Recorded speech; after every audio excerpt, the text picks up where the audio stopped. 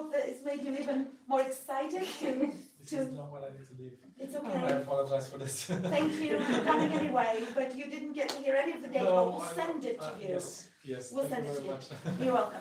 So I just wanted to say that as I was saying, what I will present to you today is part of some data that we did from this report with the Friedrich Ebert Stiftung, but it is also more work that I have done in published in academic journals, and it is available. So if anybody is interested in getting more detailed evidence on more countries, because maybe not all the countries that you'd be interested in will be talked about today, then you can look at these and they're here, so you can access the presentation. So what is the big picture? What is the problem that we need to be concerned about? This map does not, it is the map that covers the 17 countries that we covered in the report, mapping sort of the far right presence between 2002 and 2018. Belgium, as you can see, is not here. The Netherlands is not here. That's not because they don't have a far right party. That's just because these were not countries that were covered. What this map tells us, unfortunately, is that literally there is a far-right party operating in every European country that you can think of.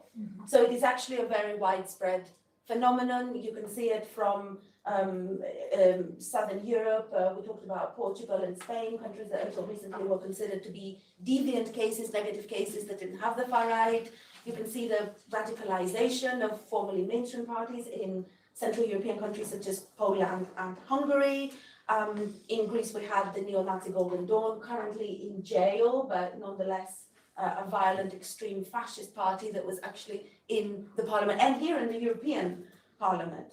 Now, you might tell me, however, that, well, the Golden Dawn is no longer in the parliament, right? So why should I worry? Actually, these are parties that get 3-4% of the vote. Sometimes they increase, but sometimes they decrease their support. Why is this a problem? I think you covered it very nicely earlier yourselves. But the reason why this is a problem, just to reiterate, is not just because these parties are getting votes, which is important in itself, but these fluctuate. But it is also for two other important reasons. As you can see here, this maps not only the electoral trajectory of the far right, but also against the center right and center left parties. Now, what you can see is that this rise of the far right has been happening at the expense of the mainstream. So both the mainstream left and the mainstream right have declined. More importantly, there are more and more far right parties in the government. You spoke about Meloni, but this is not just it, right? They are in government either alone or in coalitions in Hungary, in Poland, in Scandinavia. If you followed the Swedish elections recently, you would have seen for the first time the breakdown of the cordon sanitaire. People are willing to play ball with the Sweden Democrats. So increasingly, we see more and more of these parties in a position of policy making. But we also see that even in the countries where these parties are not in government, they are now considered to be a legitimate actor that others are willing to play ball with them, right? So they are, look at France, they are credible opposition. People vote for them and say, oh, this is not a stigma anymore. This is not, it's not a problem. They're not far right and just normalized parties of the right wing that people vote for. So this is a problem, not just because they're getting votes, but because they are being normalized. You said it nicely. They are now considered to be actors, legitimate actors in the political system. So why is this happening? I think you all want to know, we're all, you said you're interested in why this is happening. There has been, especially in the UK, I think this was quite prominent in the UK during the Brexit time, this sort of cultural backlash kind of idea. Well, this is happening because our societies are now divided between cosmopolitans and nationalists, and there is a strong cultural dimension to the rise of the far right. So by implication, we all need to go a little bit anti-immigrant, we all need to go a little bit culturally more conservative in order to gain voters that we have lost. And I want to tell you in the next, 20-25 minutes that I have left, that this is not the right way to go, or at least this is not what my evidence suggests is the right way to go.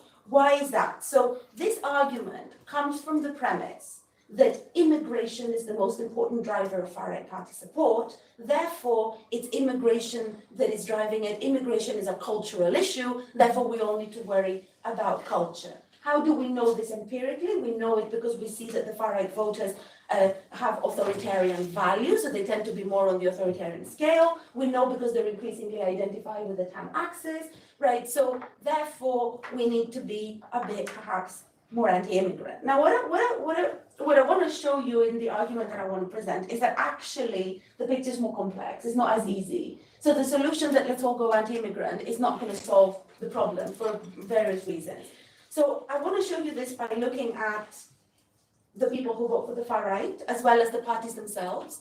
With regards to people, the far right electorate, something that I think is overlooked or not focused on enough, is that the far right electorate is very diverse. We know this from other party families. I mean, S&D, right? You know that the S&D electorate is a very, very diverse electorate. It has people from different strands of society. Well, the same is going on with the far right. This is no longer a single issue party or party family that tries to get votes from only one particular segment of the population. No party can be successful if they get a very narrow vote. It's diverse, right? So actually at the demand side, there are many reasons why voters are insecure. Really, the success of the far right is the product of a coalition of different voters with very different concerns. This is difficult to tackle because it also involves trade-offs, right? If you try to attract some voters, but at the same time you lose others.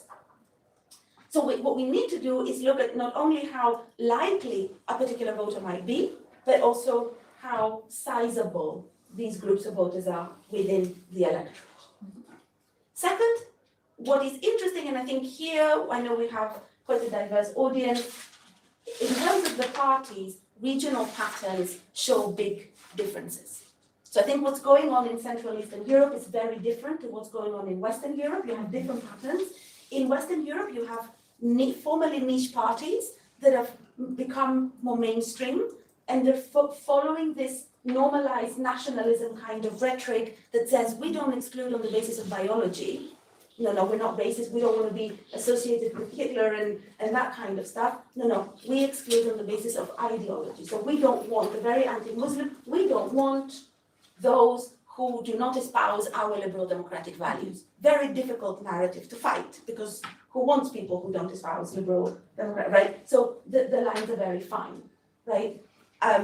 And they also adopt a welfare chauvinist kind of narrative that says, we want a bigger welfare state, but only for our people. It's an ethnic egotism mechanism. We can only give public services to those who are like us. In Central Eastern Europe, it's different. I'll show you this empirically. It's different because these parties these are formally mainstream, more liberal parties that have progressed and radicalized in government. I would call these parties authoritarian. I'm not even sure that the terminology. So they come from a very different kind of outlook. They're more difficult, I think, difficult strategies to tackle them because they have different causes and different origins of support. As I'll show you a bit later as well, their electorates are different or slightly different. So what does that tell us? Now, third, what I also want to show you based on some work that we have done is if you look at the people and the parties, there's an intermediate level, which is the type of policies. What does this mean? This means that we have agency. Insecurities do not always and necessarily create the rise of the far right. We have agency, and certain policies are able to mitigate these insecurities that then create support for these parties. So compensating losers of multiple processes can, in certain circumstances, lower support for challenger parties, anti-establishment parties, etc. So let me show you some of the data that you might, I'm sure you've heard some voter analysis before, but I want to show you, so this is across Europe. What we did is this is data from the European Social Survey from 2002 till 2018. So we have a very long time span, and we have looked at these 17 countries that I told you about, looking at both their socio-demographic characteristics of the voters of the far right, but also the attitudinal characteristics of far right voters. What does it tell us? The classic far right voter, in a nutshell, is middle-aged, male individual, not bottom income, okay, who, more interestingly, education was a very interesting, it's not exactly varied education levels. Central Eastern Europe drives that, I'll explain that. who most importantly has immigration concerns. Okay, so, and this voter has both economic immigration concerns and cultural immigration concerns. So in other words, these voters are either likely to worry about immigration because immigrants take away their prospects in the labor market, they take access to their provision of public services, etc. And they're also concerned that these immigrants erode the national values. Okay, so they have both. Interestingly, you can also see that the right voters distrust the European Parliament. They are Eurosceptic. This is a very strong driver. The more they don't like Europe, the more they're likely to vote for the far right. Having said that, and this is a broad, so what we've done here that I think you might find interesting, I'll show you some profiles of voters from some countries. Looking at individual countries, you can see that there is significant variation in the voter profiles. So it's also difficult to generalize, right? So here is some countries from Western Europe. What we did here is we actually calculated the probability of an individual to vote for the far right, depending on various characteristics that they had. So you can see in Germany, for example, the likely AfD voter is a male bottom income individual, probably residing in the eastern part of Germany. This individual is likely to be a service worker, has very strong immigration concerns, distrusts the European Parliament, and is secular, right? Whereas you can see, for example, in France, the profile is different. These are older voters, so the age varies, the rural residents, they also have immigration concerns, and so on. What is interesting, you can see in Sweden, where the far right, this individual has 42% probability, so these are very strong probabilities. This is also a male individual, but is either unemployed or an operator. So the classic sort of, working class profile fits much better, for example, in Sweden than in certain other countries like France, where the party has expanded its voter base. Now, if you look at some voter profiles from Central Eastern Europe that might interest, so this is the Polish and Hungarian and Slovenian far right voter. Now here you can see that they're very different. So in Hungary and Slovenia, this individual is very religious, unlike in Western Europe. But what I also find really interesting here is that the Polish and Hungarian voters differ. So there is actually significant variation even within the region. So they're not the same, exactly the same people. You can see that the Polish voter is actually older, likely an agricultural worker or a rural resident, whereas in Hungary, this voter is much younger, 35 to 44. So we're talking about quite a different profile. In Slovenia also, it's quite a younger person. So why am I telling you all this? What this picture quickly shows is that in terms of the socio-demographic characteristics, these voters vary significantly, both across European regions, but also within regions. But they have one thing in common. They all dislike immigration, right? So whether older, younger, rural, urban, they dislike immigration. This might lead you then to believe that, therefore, anti-immigration attitude, stronger predictor of far-right party support. Let's limit immigration, and that solves the problem. It's all a cultural issue. So here I want to introduce a little bit the argument of the group size, and I want to do it both theoretically and in terms of actual data. So this is a hypothetical example that illustrates to you my logic, right? So, which is that essentially that the likelihood of voting for a particular party is not the same thing as the size of the group that votes for this party. So let's take, for example, an electorate that has 110 people, a hypothetical electorate. This is a very small. Okay. 10 of these people have very strong cultural concerns over immigration, and 100 of these people have economic concerns. These are much more widespread. Any regression that you might do will tell you that the people with cultural concerns in this example are the strongest likely people to vote for the far right. With these racist people who have cultural concerns, definitely this is the strongest predictor. But look how few they are. The others that have less of a strong predictive probability, but this double the size of them. So in other words, it is these people that allow these electorates to become broader. I'll show you this with actual data, again from the European Social Survey. So this figure here maps the distribution of immigration concerns across the electorates of the 17 countries that we have looked at. And we've divided these people into 4 categories. People who have only economic concerns of immigration, people who have only cultural concerns of immigration, people who have both types of concerns, and people who have no concerns of immigration. Now, what is really interesting here, look at countries like Poland or Latvia. The majority, a huge percentage of the electorates in these countries of the far right do not have or do not report to have concerns over immigration.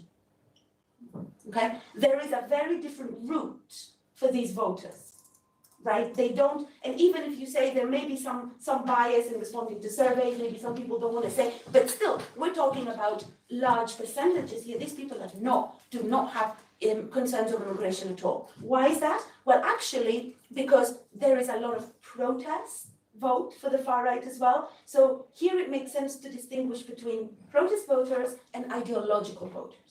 Protest voters are volatile, they will leave. Okay, they're the ones we want, yeah, because they are going to leave. They don't vote for the far right because they support the far right. They vote for the far right because they want to punish everybody else. These voters, they are not attached to these parties. They will leave if another message addresses them better. Okay, they are what we call peripheral voters. They are, however, also numerically a larger group. They are what allows the far right to extend beyond its simpler voting base. What is also interesting here, however, is that you can see huge variations. My country, Greece, is unfortunately not a good picture here. You can see that actually the majority of voters of the far right in Greece do have immigration concerns. However, they have both cultural and economic. So there's a strong economic dimension there. I want to say here, and this is part of other research, I don't have time to talk about it very much, but there is a very also strong dimension of support for democracy, trust, the way the government works, etc. These are drivers that are most likely to drive those people who don't have immigration concerns. So there's also very much a question of, do you think that your government is delivering in terms of policies? Do you think that do you trust institutions in your country, etc.? The protest voters are more driven by discontent with democracy. So it makes sense. We need, I think, in order to address the phenomenon, to understand why it's happening, I think we need to distinguish between the different types of far-right voters. Those who are ideological are very difficult to move away from the far right. They have strong nationalistic ideas. They are attached to these parties. They are also, however, numerically a very small group. There's very few of them. The majority of far-right voters, at least in countries where there is a lot of success, take Italy, for example, or take countries that have a lot of support, they are driven by discontent. They are driven by protest. They are peripheral voters that may be easier, or at least there is a chance to get them away. So now let's look at the pie. So we have this picture. What am I talking about so far? We have this picture where we have an electorate that is discontent for different reasons. You have certain people who are, should we say, racist or culturally discontent, okay? Small but loud minority. Then you have a lot of people who have discontent because of institutional reasons, because of economic reasons. Okay, so you have a very diverse electorate.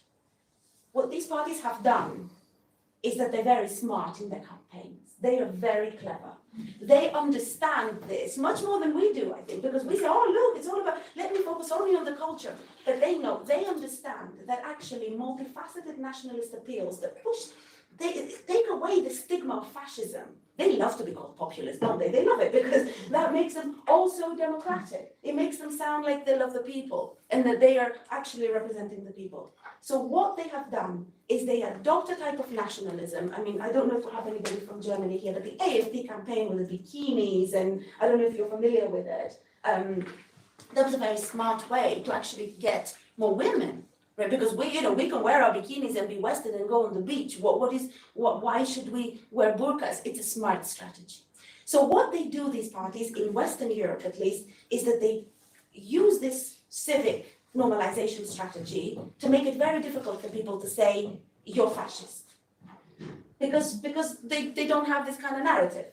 Central Eastern European parties are very different, because immigration is not so much an issue as it is in the West, so they turn towards minorities.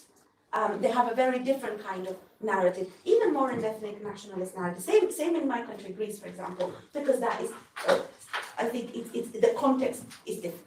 What we've done here is we've looked at this a bit quantitatively. It's difficult to map the qualitative nuances that I'm talking about, but what you can see here is when you look at the parties themselves, and I find that interesting, so you can see they're very different in the narratives that they take on. And that's again because we can discuss, is it the same phenomenon that we need to tackle or actually something very different? So you can see that the Central Eastern Europe, I should say here, they talk increasingly more about the national way of life. So they've gone extremely nationalist. More so than the Western ones. That's not to say, this is not to say they're not nationalist, this is to say they conceal it. They hide it behind some liberal democratic narrative that is difficult to fight. Now, what you can also see is Euroscepticism. How interesting is that? So the Western European parties are more Eurosceptic in the way that they talk about what they say. Again, I want to emphasize here, that's not that they are or aren't, right? It's different what they are or what they're not, but it's how they campaign. Central Eastern Europe is different, at least until this is, I have to say, data that ends in sort of 2018 or so, depending on the country. The same, I'm not going to delve into it too much because I'm running out of time, but the same goes for multiculturalism. You can see massive differences. It has to do with the makeup of the countries themselves. But what I also found interesting, and something that they're actually converging on, is how they deal with the economy. So I'm not sure that if you're familiar with any of the academic literature on the far right, but the idea used to be that far right parties are conservative socially, but neoliberal economically. Not anymore.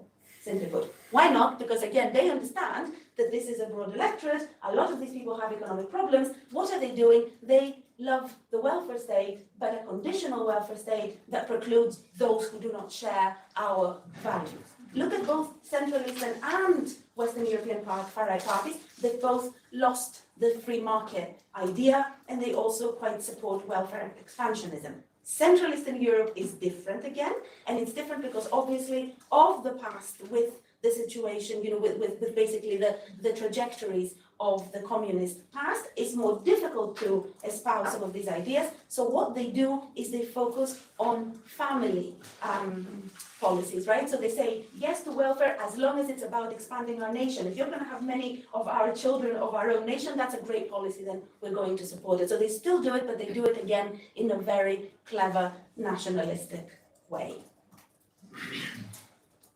Let me just continue now. Let me talk to you a little bit about, to finally conclude, the policies and what we can do, both in terms of policies, but also as then social democrats to address this issue. Context. Why do policies matter? All I've done here is I've shown you a little bit of the context that our European societies operate in. You know this better than I do because you know that's what you're interested in. But you can see essentially what am I saying here, that while there has been some growth, that it fluctuates, and social expenditures have increased, right? So you could say, so a lot of people say, well, social expenditure has increased. This is the Norris and Engel part. Yeah, social expenditure has increased. And now we have a much bigger welfare state, so it's not about the economy. However, the need gap is bigger, okay, for many reasons. First, you can see that actually employment protection has declined. So there's a lot of more precarious people. There's a lot of more people who are insecure within this situation. And then there's another issue that is very important that I don't have any time, I don't do much work on it, but I think is really interesting in the context of Europe, are aging populations. Our populations are aging rapidly. And this means that not only does the electorate makeup change, but it also means that there's a lot more people that are coming to pension, are going to have more needs in society. So how these people are compensated matters very significantly. Now, what we did very briefly is to show this empirically. Is we merged this data with some social policy data from across the time span that we're looking at, to look at different social risk groups and their likelihood of moving to the far right. We looked at the unemployed, the people who are permanently declared as sick or disabled. We looked at individuals with large families. We looked at precarious workers. I'm only showing you a few here. What you can see, what we found, is that in every situation, where the person is compensated by a more generous policy, this person becomes less likely to vote for the far right. This is actual data and this is not the 17, so this is from an article that my course at Tim Vlanders and I have written in West European Politics, so this actually covers all of European countries, it's not just the 17. And so it's a quantitative study, but it shows that actually social policies in most cases compensate insecure individuals, making them less likely to vote for the far right. So let me then conclude briefly with what does this mean, that this evidence that I showed you, what does this mean for us and how can we address the far right phenomenon? Well, we thought that in order to answer that question, we should also look at the centre-left electorates, right? We should see who votes for the centre-left, who are our voters, and how could we possibly understand this movement between the different types of parties. Now, what we see is that the centre-left electorate is actually considerably different to the far-right electorate. So the vote switching that we hear about a lot is not as clear-cut as we might expect. I would again remind you here this question of the peripheral and the ideological voters, right? So the ideological voters are very, very different. There is some overlap with the peripheral, and maybe that is where we need to be focusing on. So if you look at these show you the socio-demographic characteristics, which again vary. And I want to draw your attention just quickly onto the attitudinal characteristics. Recall the far-right voter is someone with very strong concerns over immigration who doesn't like Europe. Well, the centre-left voter is the opposite, is someone who does not have concerns over immigration and likes Europe, right? So these are different. These people, if you have cultural immigration concerns, you're less likely to vote for the centre-left, and also if you trust the European Parliament, you're also more likely. Now, what does this mean? Do I have it here? What does this mean in essence? It means that if the left, according to my evidence, tries to become anti-immigrant and adopt stronger anti-immigration campaigning, it will, in the long term, lose. Why is that? First, because nobody votes for the copy. Nobody likes cheap copies. If they're going to vote for something, they're going to go vote for the original. Talking about immigration a lot increases the salience of the immigration issue, makes it prominent, and then voters think, who owns the immigration issue? The far right. Boom, you send them straight to the arms of the far right. So it's not, and this is not just me saying it, so I know Tariq Abu-Chadi, who you've also had here, says similar things. Also, a very interesting work by Rafael Danciglia from Princeton has found similar things looking at the AFD campaign. So it's not just me saying it, this is what the evidence shows. Look at the distribution of immigration concerns as a percentage of the centre-left electorates. You can see actually the majority of the centre-left electorates do not have immigration concerns. Those that do have predominantly economic or both, right? This cultural argument does not fly with centre-left voters. So if you do that, you're likely to capture a very small percentage of volatile voters in the short run, but we leak a much larger percentage of your own voters. So just to conclude, what I've tried to do, I think part of this report and this research, we predominantly, we're academics, so we have predominantly academic contributions, but we're very interested in the policy domain as well. So what I wanted to show you today is that consider that the far-right electorate is far more diverse than we might initially think. Consider that these parties are using multifaceted nationalist appeals that have very strong economic components, not just cultural, and consider that social policies may mitigate insecurities that lead the far right, the voters to vote for the far right, but also consider what the policy implications of this research is, that cooptation essentially doesn't work, and I don't think cooptation particularly doesn't work in the long run. So cooptation will likely lead to leaking voters. What is, according to this data, a better strategy, I think, for the left to focus on issues that they have credibility for, issues that they own. What is that? Inequality. I'll leave it at that, and I really look forward to your questions. Thank you.